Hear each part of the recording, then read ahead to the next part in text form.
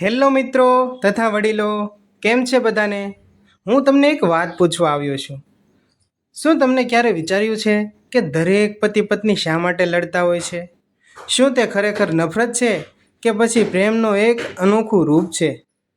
તો મિત્રો, આ જે કહાની તમે સંપૂર્ણ એકવાર સાંભળશો તો હું તમને ખાતરી આપું છું કે તમે જ્યારે સંપૂર્ણ વાર્તા સાંભળશો તો તમારી છાતી ગજગજ ફૂલી જશે અને તમારી આંખમાંથી હર્ષના આંસુ વહી જશે. તો મિત્રો, તમે સંપૂર્ણ આ વાર્તા સાંભળો. તો હવે આપણે વાર્તાની શરૂઆત કરીએ. પત્ની વચ્ચે નાનો મોટો ઝઘડો એકમાત્ર મતભેદ નથી, પણ બે અલગ અલગ જીવન એકબીજાના મળી જાય એક એવી સુંદર પ્રક્રિયા છે. જેમ નદીના પથ્થરો એકબીજાની સાથે ઘસાઈને જ લીસા અને ગોળ બને છે, તેમજ જીવનમાં સફરમાં સાથે ચાલતા ચાલતા આવતી નાની તકરારો સંબંધોને વધુ મજબૂત અને પરિપક્વ બનાવે છે. વડીલોને પોતાના જીવનના અનુભવો યાદ આવી જાય તેવી એક લાંબી અને હૃદયસ્પર્શી વાર્તા આપણે સાથે મળીને આજે સાંભળીએ, જે તમારા આખા જીવનનું દર્પણ તમને પાછું સામે દેખાશે. લગ્ન જીવન એ કોઈ એવી સ્થિર ચિત્ર નથી, પણ બદલાતી ઋતુઓ જેવી કે સુંદર પ્રવાસ. વડીલો જ્યારે પાછળ ફરીને જુએ છે તો તેને આખી જિંદગી તેને યાદ આવશે એવી આપણે કહાની આજે તમને કહેવાની છે. અત્યારે તેમને સમજાય છે કે શરૂઆતના ઉત્સાહભરી વસંતથી લઈને ગડપણની શાંત શરદ ઋતુ સુધી પહોંચવામાં સંબંધો કેટલાય રૂપો બદલ્યા છે. વસંત ઋતુ, લગ્નની શરૂઆતના વર્ષો, ઉત્સાહ અને અપેક્ષા જે આપણે ટોપિક છે. આગળ તમને એની વિશે સમજાવું. આજથી 50 વર્ષ પહેલાં જ્યારે શાંતિલાલ અને સરલાબેન લગ્નના બંધનમાં બંધાયા હતા, ત્યારે દુનિયા સાવ અલગ હતી. શરૂઆતનો સમય એટલે જાણે આકાશમાં રંગબેરંગી પતંગિયા ઉડી રહેતા હોય તેવા ઉત્સાહ. અને બે અલગ અલગ ઘરના સદસ્યો જ્યારે ઉછેલા માણસો જ્યારે એકબીજાને છત નીચે આવે ત્યારે શરૂઆતમાં બધું જ નવું અને આકર્ષક લાગતું હોય છે. મિત્રો, તમને તમારા લગ્ન યાદ આવશે જ. તમે યાદ કરો તમારા લગ્નને. વસંતની ઋતુ જેમ નવા ફૂલો ખીલે તેમ સંબંધના નવા પ્રેમ ખીલતો હતો. રસોડાની પહેલી તકરાર, તમારે પણ પેલો ઝઘડો થયો જ હશે ને? લગ્નના બીજા જ મહિને સરલાબેન રસોડામાં ઉત્સાહભરે રસોઈ બનાવતી હતી. શાંતિલાલ ઓફિસેથી થાકીને આવ્યા. તેણે જમવા બેઠા. શાંતિલાલ થાળી જોઈને મોં બગાડતા, સરલા, આ શું બનાવ્યું છે? રીંગણનું શાક.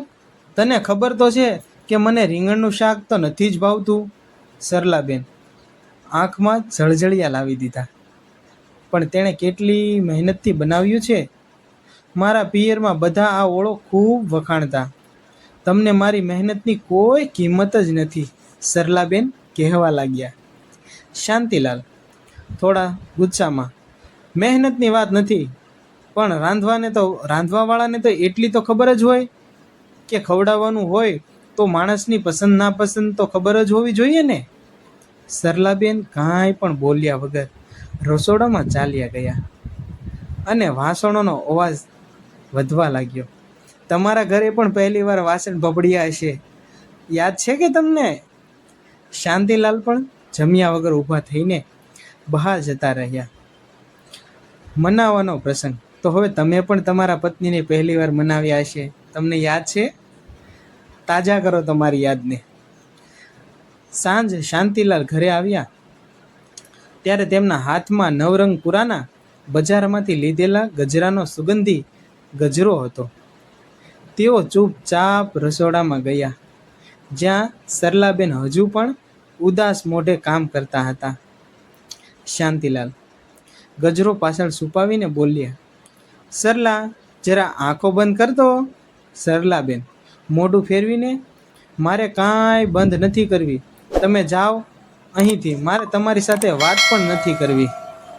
શાંતિલાલ હસીને ગજરો તેમના વાળમાં લગાવતા, અરે રિસાવ નહીં, તમારા માટે જ ખાસ લાવ્યો છું. ભૂલ થઈ ગઈ મારી. ચલ હવે તમે મને તારા હાથનો એક સ્પેશિયલ ઓળો ખવડાવ. તું ખવડાવીશ ને તો રીંગણનું અમૃત પણ લાગશે. સરલાબેન બધો ગુચ્છો એક જ ગજરાની સુગંધ અને શાંતિલાલના શબ્દોમાં ઓગળી ગઈ. આદતોનો ટકરાવ. તમારે આવો ટકરાવ થયેલો ક્યારેય? ટકરાવ થયેલો તો કોમેન્ટમાં હા લખીને મોકલજો અને કેવું રહ્યું એ પણ મોકલજો. શાંતિલાલને સવારે ઉઠીને ચાપુ વાંચતા ચા પીવાનો બહુ જ રસ હતો અને સરલાબેન સવારે રેડિયો પર ભજન સાંભળવાનો. જો ચા થોડી મોડી થાય કે ઠંડી થઈ જાય એટલે શાંતિલાલનો પારો ચડે. તમારો ચડતો જ છે. યાદ કરો. રૂમાલ અને મોજાની શોધ. તમે પણ ક્યાંય રૂમાલ છુપાવીને મૂકી દેતા કે ભૂલમાં તઈ મુકાઈ જતો? શાંતિલાલ ગમે ત્યાં રૂમાલ મૂકી દે અને પછી આખા ઘરમાં બૂમા બૂમ કરે, સરલા મારો રૂમાલ ક્યાં છે? સરલાબેન હસતા હસતા લડતા કહી દે, તમારા આંખની સામે જ પડ્યો છે, જરા જુઓ તો ખરા. આ સમયના ઝઘડા કેવા હતા તમને ખબર છે મિત્રો? સવારના સૂરજ જેવા, જે બપોર થતાં સુધીમાં તો ઓગળી જાય. સાંજ પડે એટલે શાંતિલાલ ગજરો લઈને આવે અને સરલાબેને બધી તકરાર ભૂલીને રસોઈમાં વ્યસ્ત થઈ જાય. તમે પણ ગજરો લાવ્યા કે ક્યારેય? ન લાવ્યા હોય તો અત્યારે લાવો. એકવાર તો તમારા ઘરનાને ગજરો આપો. શરદ ઋતુનો અહંકાર ઓછો અને એકબીજાની માપવાની ઈચ્છા વધુ હતી. વસંત ઋતુનો આ મીઠો સમય ધીમે ધીમે પસાર થયો અને જીવનમાં જવાબદારીઓનો ઉનાળો શરૂ થયો, જ્યાં બાળકોના જન્મ અને ઘર ચલાવવાની ચિંતાઓએ ઝઘડાઓ સ્વરૂપ બદલાવી નાખ્યું હતું. હવે ઉનાળો આવ્યો એટલે ઝઘડાના સ્વરૂપો પણ બદલાઈ જાય છે. ઉનાળાનો તાપ, જવાબદારીઓની સમય, કરિયર અને બાળકોનો ઉછેર. લગ્નના થોડા વર્ષો વીત્યા અને શાંતિલાલ ઘરના પારણું બંધાયું. એક પછી એક 2 બાળકો આવ્યા. શાંતિલાલ પર આખા ઘરની આર્થિક જવાબદારીઓ આવી ગઈ. સરલાબેન આખો દિવસ બાળકોને સાચવવામાં, તેમના ભણતરમાં અને ઘરના કામોમાં એટલા વ્યસ્ત થઈ ગયા કે તેમને પોતાના માટે પણ સમય મળતો ન હતો. આ એવો સમય હતો જ્યારે રોમેન્ટિક વાતો પાછળ છૂટી ગઈ અને તેની જગ્યાએ આવી ગઈ ગંભીર ચિંતાઓ. જેમ બાળકો થઈ ગયા પછી થોડાક દૂર થતા જાય છે પતિ પત્ની બંને. ઉનાળાના તાપની જેમ આ સમયમાં પણ સંબંધોમાં ક્યારેક ગરમી જ આવી જતી. આ સમયના ઝઘડા વસંત ઋતુ જેવા મીઠા નહોતા, પણ થોડા આકરા હતા. એક સાંજે શાંતિલાલ ઓફિસેથી ખૂબ જ થાકીને ઘરે આવ્યા. ટેબલ પર બાળકોની સ્કૂલ ફી અને કરિયાણાના બિલ પડ્યા હતા. તમારે પણ આવું થતું જ છે. આગળ જુઓ. શાંતિલાલ કપાળ પર હાથ મૂકીને, સરલા આ જુઓ, આ મહિને આ પણ ખર્ચ બજેટ કરતાં પણ બહાર આવી ગયો છે. બાળકોની સ્કૂલ ફી, ટ્યુશન ફી અને આ કરિયાણાનું બિલ. તું થોડું ધ્યાન કેમ નથી આપતી? સરલાબેન રસોડામાંથી બહાર આવતા થાકેલા અવાજે, હું શું કરું? ધ્યાન રાખું. બાળકો મોટા થાય એટલે ખર્ચા વધતા જાય. દૂધ, શાકભાજી અને રાંધણ ગેસના ભાવ ક્યાં પોગ્યા છે? હું ક્યાં મારા પોતાના કોઈ મોજ શોખ પાછળ વાપરું છું?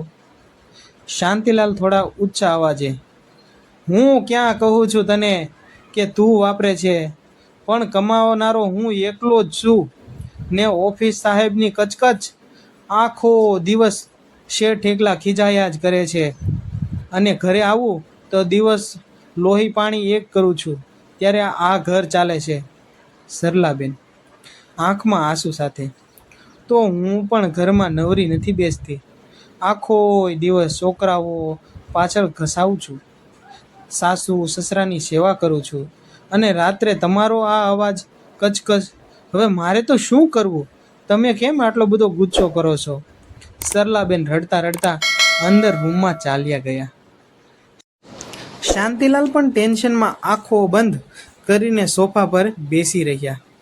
શું મિત્રો તમારે પણ આવું થયું હતું? મારી એજ તો ત્યાં સુધી નથી પહોંચી એટલે મારે હજી આ અનુભવ બાકી છે.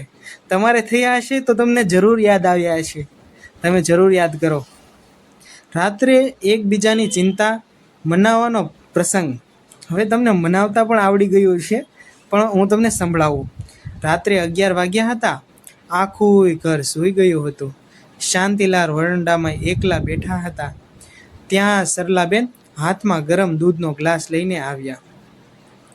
સરલાબેન ચૂપચાપ ગ્લાસ આપતા, લ્યો દૂધ પી લો, શાંતિ કશું ખાધું નથી. શાંતિલાલ ગ્લાસ લઈને સરલાબેનના હાથ પકડતા, સરલા, મને માફ કરી દે. ઓફિસના ટેન્શનમાં હું તારા પર બગડી ગયો, ઘણો ગુસ્સો થઈ ગયો, મને માફ કરજે. મને ખબર છે તું આખું ઘર એકલા હાથે બહુ સરસ રીતે સંભાળે છે. સરલાબેન હળવા સ્મિત સાથે, ના, મારો પણ વાંક હતો. મને સમજવું જોઈએ ને કે તમે આ બધી દોડધામ અમારા માટે જ કરો છો. આપણી વચ્ચે ભલે ગમે તેટલી ખેંચતાણ થાય, પણ આપણે સાથે મળીને આ સમય પણ કાઢી નાખશું. આ સંવાદો સાંભળીને વડીલોને પોતાના સંઘર્ષના દિવસો યાદ ચોક્કસ આવશે. તો મિત્રો, તમારા સંઘર્ષના દિવસ તમને યાદ આવ્યા? વડીલો, તમને પણ આજ યાદ આવ્યા છે. તમને તો ખાસ યાદ આવ્યા છે. હવે આપણે આગળ વધીએ. બાળકોના ઉછેરની રીતો. શાંતિલાલ બાળકોને શિસ્તમાં રાખવા માંગતા હતા અને સરલાબેન તેમનો પક્ષ લેતા. તમે તો લોહીના ઘૂંટડા પીવડાવો છો છોકરાઓને, એવું સરલાબેન ખીજાઈને કહે અને શાંતિલાલ ગુસ્સામાં ઘરની બહાર ચાલ્યા જાય. પણ વડીલો જાણે છે કે આ ઝઘડા કોઈ અણબનાવના કારણે નહોતા, પણ થાક અને જવાબદારીઓના બોજના કારણે હતા. આવા અણબનાવના કારણે ઘરમાં નાના મોટા ધીરે ધીરે ઝઘડા થતા અને સાંજ પડે અને મટી જતા. તમારે પણ આવું થયું જ હશે. થયું હતું કે દાદા?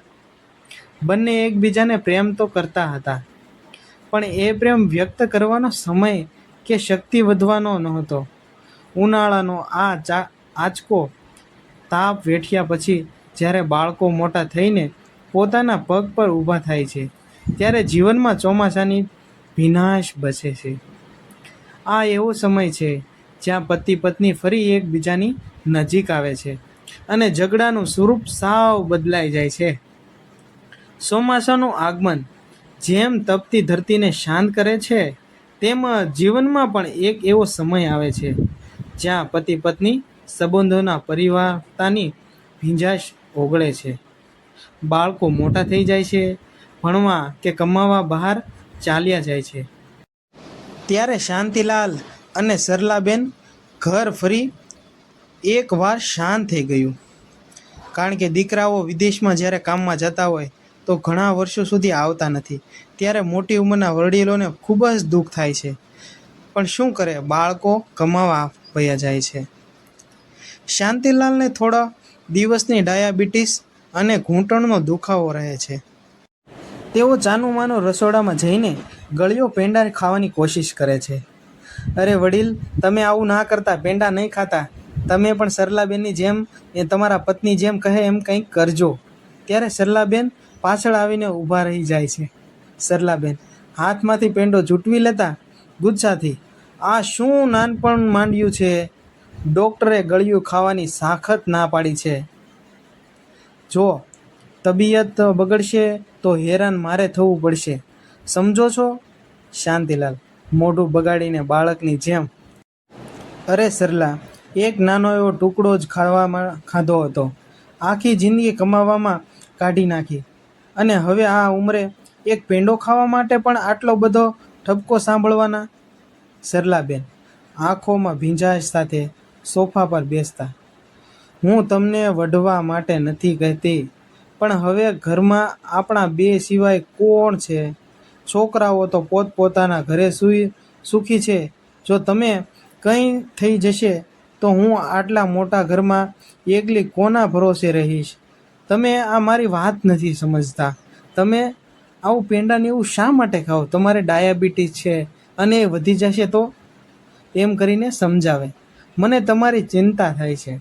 શાંતિલાલ સરલાબેનની બાજુમાં બેસીને તેમનો હાથ પકડતા, ગાંડી, તું આટલી ચિંતા કેમ કરે છે? તારો આ ગુચ્છો એ જ તો મારો અસલી પ્રેમ છે. ચલ હવે ગુચ્છો છોડ અને તારા હાથે જ મને મારી દવાઓ ગ્લાસ આપી દે અને હું ડાયાબિટીસની દવા પી લઉં. દાદાજી, તમને શું આવો પ્રેમ મળે છે? મારા દાદીમાં શું કહે છે? તમને ખીજાય છે કે હજી? સરલાબેન હસીને, દવા તો ટાઈમસર લેવી જ પડશે, એમાં કોઈ છૂટ નથી. આ ચોમાસાની ભીંજાશ તેમના સંબંધોને એક અનોખી મજબૂતાઈ આપી, જ્યાં બંને સમજી ગયા કે એકબીજા વગર તેમનું કોઈ અસ્તિત્વ જ નથી. ભૂતકાળની યાદો. સાંજના સમયે હિંચકા પર બેસીને બંને જૂના દિવસો યાદ કરતા.